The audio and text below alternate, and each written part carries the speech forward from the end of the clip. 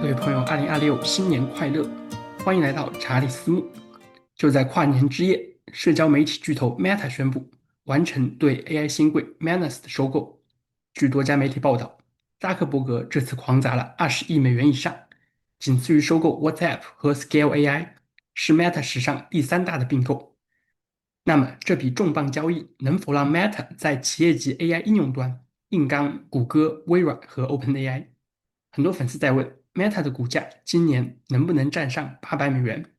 为了回答这些问题，查理将带你拆解 Meta 的基本面以及 Meta 股票走势预测。此外，在过去的2025年，华尔街的机构投资者整体表现如何？他们是否能跑赢我们散户投资者？本期视频我们一一解答。12月30日，Meta 突然出手，闪电般的完成了对 AI 初创公司 Manus 的全资收购。据有关人士爆料，Meta 和 Manus 是在12月中旬才开始接触，并就收购的条件展开谈判。不到半个月的时间，双方就敲定了交易的细节。当然，扎克伯格这次是亲自下场，花了至少20亿美元，全数买下现有投资者的持股，完成了这次收购。由于 Manus 在收购之前正在以20亿美元的估值进行新一轮的融资，Meta 此次必须开出让创始人和投资方都无法拒绝的溢价条件，才能如此迅速地达成 deal。Axios 估计，Meta 最终的出价范围在20到30亿美元之间，以现金加限制性股票 RSU 的形式付的钱。那么，Manus 到底有什么特别的 AI 产品？它的商业价值如此之高吗？可以看到，Manus 是一款跨平台的通用型 AI 代理工具，它横跨了电脑网页版、手机移动端，还可以作为 Chrome 浏览器的扩展应用。更有趣的是，Manus 自身也是一个载体生成器，在1.5版本更新之后，它能帮你生成新的 App 和网站。你只需要提出需求，它能直接为你构建包含数据库、用户认证功能在内的完整网页链接，高度的智能化。当然，对于 Manus 基础版和入门版，用户需要支付19美元和38美元的月费，Pro 专业版的费用更是高达199美元。在2025年3月产品正式发布之后，Manus 仅用了8个月就突破了1亿美元年化经常性收入 ARR 的关口，成为史上最快达到此里程碑的初创公司。自10月份发布1.5版本以来，订阅用户的增长速度高达20%每个月，涨幅惊人。不同于 ChatGPT 只提供文字的建议，Manus 能够自主操作浏览器，编写并运行代码，管理文件系统。你只需要输入指令即可关闭窗口，Manus 会在后台继续工作，最终交给你一个可运行的链接。它的底层大语言模型集成了 Anthropic 的 Cloud 3.5和3.7，以及阿里巴巴的通义千问模型。Manus 的创始人名叫肖红，和查理一样都是90后。他来自于江西吉安，2011年本科毕业于华中科技大学的软件工程专业。查理也是江西人，在武汉念的大学。在成立 Manus 之前，肖红就有成功创业的经历。他曾创办过 Nightingale Technology，推出包括 eBank Assistant 在内的企业生产力工具，在国内有数百万用户，是一个多次创业成功的老手。Manus 的另一位联合创始人叫季玉超，他曾被誉为天才少年，是公司的首席科学家，在推出 AI Agent 技术研发领域发挥了关键的作用，专门负责 Manus 的任务拆解、自主执行架构。在2022年4月，肖红团队在北京成立了蝴蝶效应科技公司，搭建了 Manus 的原型。到2024年年底，肖红意识到单纯的聊天助手价值有限，叫停了研发中的 AI 浏览器项目，转而全力攻克通用 AI 智能体。他们的目标很明确，创造出一个能像最完美的实习生一样的自动干活的产品。不到1年的时间，Manus 应用就横空出世，最终被 Meta 重金收购。据《华尔街日报》的报道，肖红将出任 Meta 的 VP 副总裁，直接向 Meta 的首席运营官 Javier Olivan 汇报，越过了首席 AI 官 Alexandra Wang。这显示出 Manus 团队在 Meta 企业内部被赋予了极高的独立性和战略地位。更为重要的是，肖红手下大约100人的核心研发团队将留在新加坡工作。与 Meta 的合并暂时并不会改变 Manus 的决策机制和运营方式，它的产品还会独立运行下去。那对于 Meta 而言，收购 Manus 的意义也是非常大的。在2025年，Meta 自研的开源大语言模型 Llama 已经远远落后于谷歌的 Gemini 和 OpenAI 的 ChatGPT。Meta 的 AI 助手虽然和用户的对话很流畅，但是缺乏像谷歌体系那样的执行力，没有办法处理复杂的跨应用任务。其次，Meta 的收入有高达98%依赖于平台的广告费。虽然 AI 能大幅优化广告投放的精准度，但 Meta 急需一个像 ChatGPT、Gemini 那样的能直接收费变现的低价增长点。此外，也是老问题了，搞元宇宙的 Reality Labs 每年亏损数百亿美元，老扎需要一个能快速提振市场信心的 AI 应用场景，向投资者证明 Meta 依然能在 AI 时代取得成功。那么，收购 Manus 之后，Meta 的王牌应用包括 Facebook 和 Instagram，它们的功能是否会有质的飞跃呢？首先，对于 Meta AI 平台而言，它与外部软件，比如订票系统、办公软件的连接非常少。你可以问它问题，它只能给你一段文字或者插图作为回应，但没办法走出对话框去干活。而 Manus 的功能恰好能弥补它的缺陷。Manus 可以提供持续的智能体服务，有状态记忆、自主推进任务的能力。仅仅在社交娱乐方面，Meta AI 表现还不错。但是在工具生态、办公流程等领域，Manus 可以让 Meta AI 实现进化，补齐这些不足之处。也只有这样，Meta 的 AI 工具才能真正和 ChatGPT、Copilot、Grok 和 Gemini 竞争。对于 Meta 旗下的社交应用 Facebook、Instagram、WhatsApp 来说，集成通用 AI Agent Manus 的功能不仅仅是用户体验的升级，更是商业模式的降维打击。以前，用户在 WhatsApp 上只能和 Meta AI 聊天，现在加入 Manus 之后，你可以直接发语音说：“帮我订一张明天去洛杉矶的机票，挑下午出发最便宜的那趟。” WhatsApp 会立刻完成选票工作，你只需要在弹出的窗口确认支付即可，相当的方便。对于 Instagram，Manus 可以成为创作者和商家的 AI 经纪人，它能自主观察哪些粉丝最有购买的意向，自动整理订单，甚至根据流行的趋势去网页搜索素材，并建议博主拍摄的内容。这样可以极大降低小微企业的经营成本，显著提升 Instagram 站内电商的转化率。对于脸书，你在 Marketplace 买东西的时候，Manus 可以帮你调研同类产品的全网价格，自动回复买家询问，甚至帮你协调物流快递等等。有了这些智能化的 AI 服务，Meta 将来可以推出 Meta AI Pro 服务，针对需要 AI 自动化干活的企业主收费。这对于目前98%的收入依赖广告的 Meta 来说，是极佳的第二增长点，也是支撑 Meta 股价冲击800美元大关的基础。此外，在硬件层面，Manus 智能体如果嵌入到 Meta 的 Ray-Ban 智能眼镜当中，将彻底改变 AI 眼镜的游戏规则。想象一下，当你戴着眼镜看到一本感兴趣的书，只需要说“帮我买下这本书，寄到办公室”。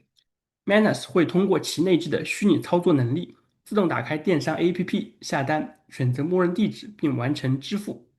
如果你戴着眼镜走进超市，Manus 会自动关联你之前的购物清单，并在你市场中高亮显示商品的位置。当你身处异国，看到一份外文菜单，Manus 不仅能实时翻译，还能直接调取点评网站的推荐菜，甚至直接帮你完成站内的定做。朋友们是不是觉得科技感拉满？查理认为，这确实是 AI 实体化应用的完美场景，很可能在未来2年之内实现。好，聊完了 Meta 收购的大新闻，我们来看看它的股票走势。可以看到，在2025年，Meta 股票表现不佳，年收益只有10%，是纳斯达克100指数涨幅的一半，更是被谷歌高达65%的年涨幅甩出了几条街。事实上，Meta 全年呈现出高开低走的趋势。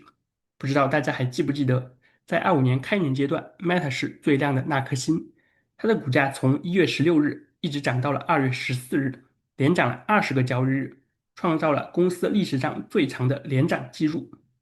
当时 Meta 的价格就从599美元跳升到了738美元，涨幅高达23%。虽然在接下来的3到4月份，因为川普的关税战影响，Meta 随着大盘一起崩跌了34%，但是在接下来4月中旬到8月，它的股价来了一个完美的 V 型反弹，从485美元的低点暴涨到8月的790美元以上，总体涨幅高达惊人的60%。然而，在 Q3财报会议上，Meta 的创始人扎克伯格突然宣布，2026年会持续上调 AI 资本支出，导致 Meta 股价在接下来3周暴跌了22%，从10月底的752美元闪崩到了11月21日的585美元。短短一年之内，Meta 股票经历了2次20%以上的大崩盘，可谓是相当的动荡，也确实套牢了不少散户投资者。如果我们看 Meta 的 EPS 每股净收益的情况，会发现，在过去的2025年，Meta EPS 相比于2024年，居然还下跌了4%，这也是公司去年股价表现不佳的根本原因。投资者对于 AI 叙事能不能带来实打实的利润非常的敏感。如果老扎一意孤行，狂砸钱在 AI 数据中心建设，或者持续烧钱给元宇宙，那么 Meta 的股价就还得跌。好消息是，扎克伯格最近的投资风格有了明显的转向，裁撤了30%以上的元宇宙预算，把钱用在提高 AI 产品落地、企业级应用赚钱方面，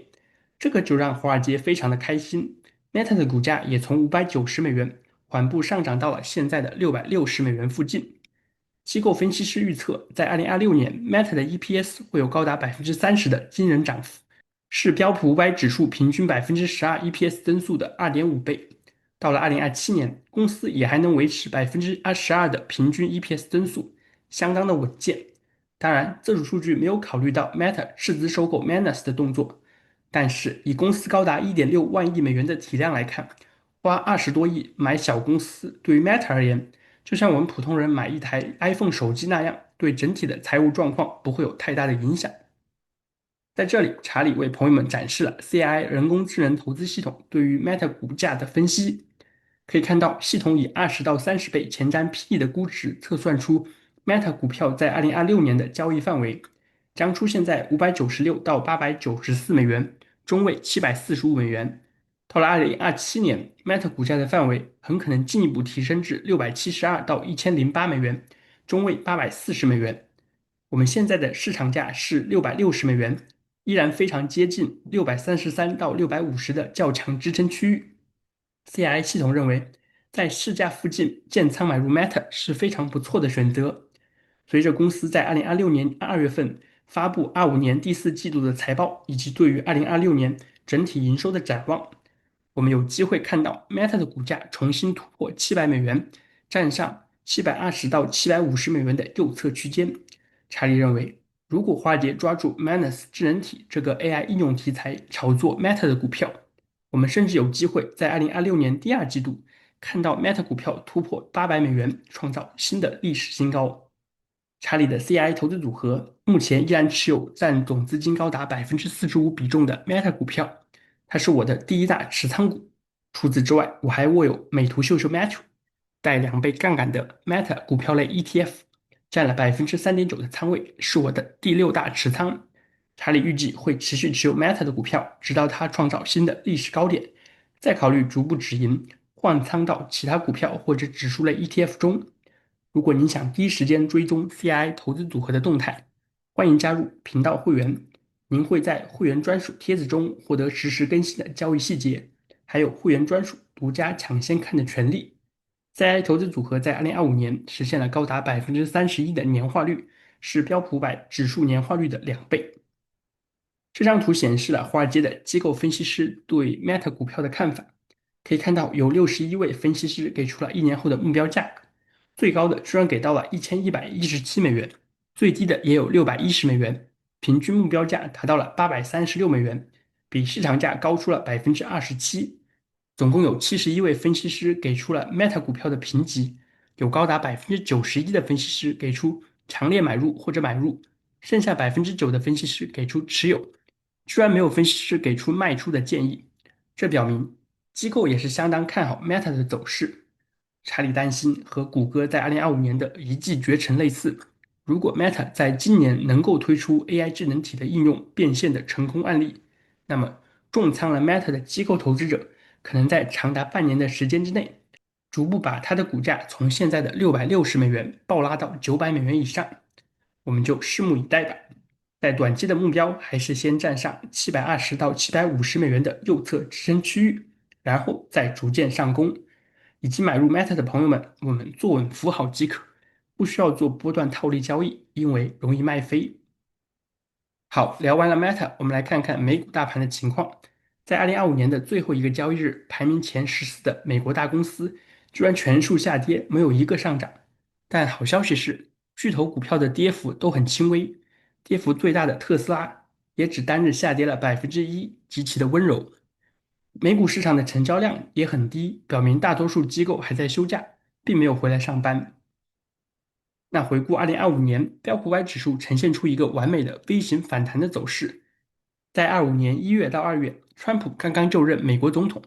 随着通胀率逐步降温，标普开局表现相当强势，从5868点一路攀升到6117点。而当川普在2月下旬祭出对等关税的大招，标普五百开启了长达1个半月的暴跌，一直跌到了4月8日的4982点，闪崩了20%。美债市场也濒临崩溃，这迫使川普在4月9日延缓乃至最终取消了大部分关税的政策。从那之后，标普和纳指开启了长达6个月的直线上涨，标普从4900多点一口气涨了36%，在10月8日达到了6753点，气势如虹。就在市场认为标普不久之后就要突破7000点的时候，美股迎来了高位震荡的行情，并且一直持续到了2026年年初。现在标普点位在6850点附近，和10月初的位置基本上是一样的。那么，到底是什么原因导致标普和纳指在过去3个月涨不动了呢？这张图显示了华尔街的机构投资者以及美股的散户投资者从2025年2月到12月的股票持仓比例。可以看到，从11月3日到12月31日，机构的持股比例出现了比较大的波动。在11月初，标普处于历史最高点附近，当时机构的股票仓位高达96%。然而，随着美联储在11月份对降息路径的不确定，机构开始在高位抛售美股，这也直接导致美国股市在11月份的大跌行情。这个抛售潮持续到了11月底，感恩节附近，当时机构的持股比例从月初的96%下降到了月底的78%。那到了12月份，很多机构发现，哎，不对呀，今年我们买卖频繁，但是整体表现居然大幅跑输给大盘，更是被散户甩了几条街。这到了年底，KPI 完不成了，于是从11月底到12月中旬，又有机构入场，开始在高位买入股票，导致他们的持股比例又从78%上升到了12月16日的93%。再之后就是圣诞假期的到来，机构又开始小幅抛售美股，但这次抛售的力度很低，直到12月31日，机构的持股比例也只是从93%略微降低到了91%。那至于散户投资者，大家的态度非常明确，咬定青山不放松，他强由他强，我自岿然不动。可以看到，从2025年4月一直到年底，散户的持股比例都是稳步的上涨，而且大幅高于机构的持股比例。截止到12月31日，散户依然保持着高达94%的股票仓位，这就使得散户投资者在2025年又大幅跑赢了华尔街的机构投资者的表现。当然，因为标普五百的 EPS 和2026年前瞻的 EPS 这个比值，从11月份以来就一直维持在97%的高位，这就意味着我们需要更长的时间来消化过去大半年的涨幅。只有当标普的 EPS 在2026年有新的上涨空间，我们才可能看到标普五百突破这个6600点到6900点的高位横盘区域，向上突破7000点的大关。请朋友们保持耐心，标普创新高还需要自然力的推动，时间的演化。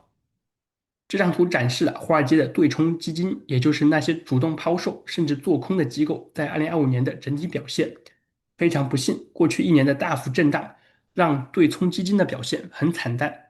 Bloomberg 基金的年化率仅有6%到11%，大幅跑输给标普500高达16%的涨幅，更是比咱们散户投资者动辄20%以上的年涨幅相距甚远。而且，查理预测，在2026年，对冲基金的波段型短线操作风格可能还会跑输给美股大盘，因为他们如果只是跟着消息面炒股，稍微来一个反转，他们的投资在短时间之内就可能损失惨重。不知道朋友们怎么看华尔街在2025年又跑输给散户投资者这件事？在评论区留下你的观点。好，接下来我们看看截止到2026年1月2日 CI 投资系统的最新仓位配置。我的 AI 系统会根据每天更新的金融数据，包括标普500指数的走势、美债殖利率的变化、全球央行的流动性、大宗资产价格的波动，来对美股、短债、黄金和比特币的持仓比例做出必要的调整，或者维持不变。和2025年年尾一样，CI 投资系统还是把85%的资金放在美股指数和优质个股上，把剩下15%的资金放在比特币 ETF、IBIT 和 FBTC 上，超短债和黄金的比例为0。可以看到，目前标普500、纳斯达克100以及科技板块指数都超过了 CI 系统给出的买点，我们不需要着急追高买入。那在个股层面，系统推荐了3只可以在市价附近建仓的股票，分别是 Adobe、Circle 和英伟达，他们的买点也以绿色数字标了出来，朋友们可以参考一下。这是截止到1月2日 CI 投资组合的最新持仓情况。可以看到，目前涨幅最大的股票分别是波音、Adobe 和亚马逊，特别是波音公司最近表现非常优异，给我们带来了超过10%的短期收益。在12月31日，查理根据 CI 系统的提示，部分止盈了 Metro 的仓位，把获得的资金逢低买入了比特币 ETF、IBIT 和 Circle 的股票。此外，我还追加买入了英伟达的股票。交易结束之后，CI 投资组合的前5大持仓分别是 Meta 占比45.2%，比特币 ETF IBIT 占比16%，亚马逊占比8.9%，标普500动量指数 SPMO 占比7.1%，和英伟达占比5.9%。系统看好比特币在接下来几周有强势反弹的表现。之后 CI 投资组合如果有新的持仓变化，我也会及时更新，请朋友们保持关注。如果您想第一时间得到 CI 投资组合的讯息，可以加入先锋会员，您会收到实时更新的交易细节，不用等到下一个节目。好，以上就是本期视频的全部内容。查理的个人观点不构成投资建议。你对扎克伯格砸20亿美元火线收购华人公司 Manus 有什么观点？Manus 的 AI Agent 智能体能否刺激 Meta 股价冲破800美元的大关，创造历史新高？请在评论区留言，我们一起讨论。如果我的节目对您的投资决策有帮助，请您多多点赞、分享和评论。查理非常感谢朋友们的大力支持，我也会陪伴着各位穿越牛熊，在市场中成长。祝您投资顺利，新年快乐！我们下周2的节目再见。